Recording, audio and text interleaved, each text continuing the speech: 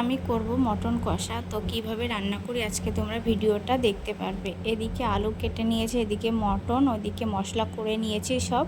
তো কড়াইতে জিরে, তেজপাতা, শুকনো ঝাল, পেঁয়াজ ভাজা করে নিচ্ছি। তো তারপরে দেখো আমি এখন এর মধ্যে সব মশলা দিয়ে দিয়েছি।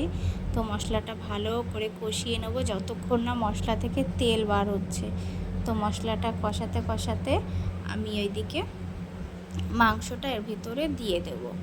তো মশলাটা আমার কষানো হয়ে যাক ভালো করে। তো মাংস দেওয়ার পরেও দেখো সুন্দর করে এখন কষিয়ে নেব। যেহেতু খাসির মাংস আর আমি কড়াইতেই রান্না করি, আমার খাসির মাংস কড়াইতেই বেশি ভালো লাগে, প্রেশার কুকারে অতটা আমার ঠিক ভালো লাগে না।